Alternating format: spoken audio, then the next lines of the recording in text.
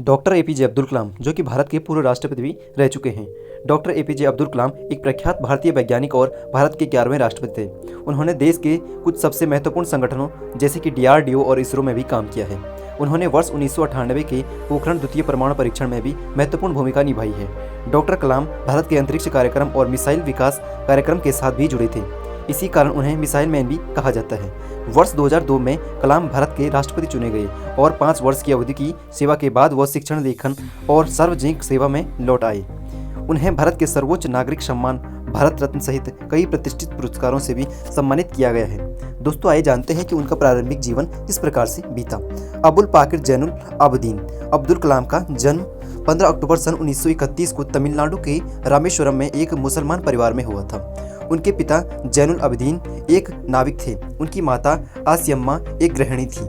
उनके परिवार की आर्थिक स्थिति ठीक नहीं थी, इसलिए उन्हें छोटी उम्र में से ही काम करना पड़ा। अपने पिता की आर्थिक मदद के लिए बालक कलाम स्कूल के बाद समाचार पत्र वितरण का कार्य करते थे। अपने स्कूल के दिनों में क्लास पढ़ाई और लिखाई में सामान्य थे, पर नई चीज़ सीखने के लिए हमेशा तत्पर और तैयार रहते थे। उनके अंदर सीखने की एक भूख थी और वो पढ़ाई पर घंटों ध्यान देते थे।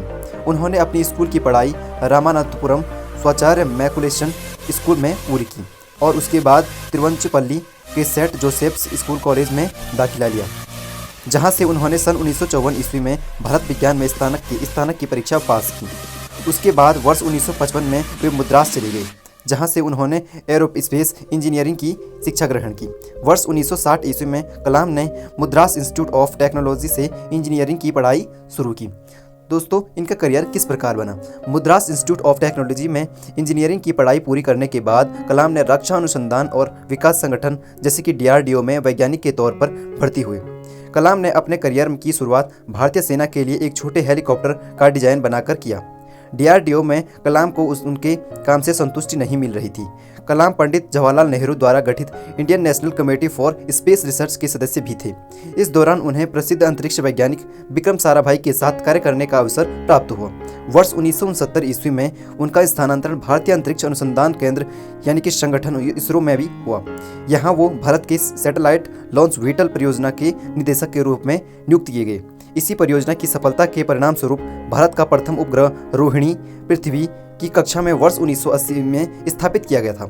इसरो में शामिल होना कलाम के करियर का सबसे बड़ा एवं अहम मोड़ था और जब उन्होंने सैटेलाइट लॉन्च व्हीकल परियोजना पर कार्य आरंभ किया, तब उन्हें लगा कि जैसे वो वही कार्य कर रहे हैं जिसमें उनका मन लगता है।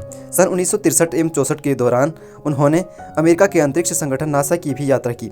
परमाणु वैज्ञानिक राजा रमन्ना जिनके देखरेख में भारत ने पहला परमाणु परीक्षण किया था। अब्दुल कलाम ने वर्ष 1974 ईस्वी में पोखरण में परमाणु परीक्षण के देखने के लिए भी बुलाया था।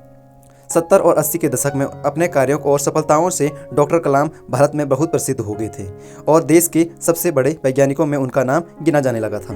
उनकी विख्याति एवं इतनी बढ़ गई थी कि तत्कालीन प्रधानमंत्री इंदिरा गांधी ने अपने कैबिनेट के मंजूरी के बिना ही उन्हें गुप्त परियोजनाओं पर कार्य करने की अनुमति तक दे दी थी। भारत सरकार ने महत्वाकांक्षी integrated guided missile development programme का प्रारंभ डॉक्टर एपीजे अब्दुल कलाम के देखरेख में ही किया था। वह इस परियोजना के मुख्य कार्यकारी थे। इस परियोजना ने देश को अग्नि और पृथ्वी जैसे मिसाइलें दी थी। जुलाई 1992 से लेकर दिसंबर 1999 तक डॉक्टर एपीजे अब्दुल कलाम प्रधानमंत्री के वैज्ञानिक सलाहकार और रक्षा अनुसंधान और विकास संगठन डीआरडीओ के सचिव भी बने थे। भारत में अपना दूसरा परमाणु परीक्षण इसी दौरान किया था। उन्होंने इसमें एक महत्वपूर्ण भूमिका निभाई थी। आर चिदम्बरा के साथ डॉक्टर अब्दुल कलाम इस परियोजना के समन्वयक बने थे। इस दौरान मिले मीडिया कवरेज में उन्हें देश का सबसे बड़ा परमाणु वैज्ञानिक भी बना दिया गया था। वर्ष 1998 में एपीजे अब्दुल कलाम ने हृदय चिकित्सक सोमा राजू के साथ मिलकर एक कम कीमत का कोरोसोनी स्टेट का विकास किया था। इसे कलाम राजू स्टेट का नाम भी दिया गया था। दोस्तों, ये थी एपीजे अब्दुल कलाम की ज़िंदगी, जो कि एक सामान्य परिवार के होने के बावजूद भी उन्होंने इतने कष्ट झेल कर भी एक भारत के मशहूर वैज्ञानिकों में नाम गिना जाने लगा। दोस्तों, एपीजे अब्दुल कलाम ने एक शानदार बात कही थी कि जिस दिन आपके सिग्नेचर आपके ऑटोग्राफ में बदल जाए तो मान लीजिए कि आप कामयाब हो गए।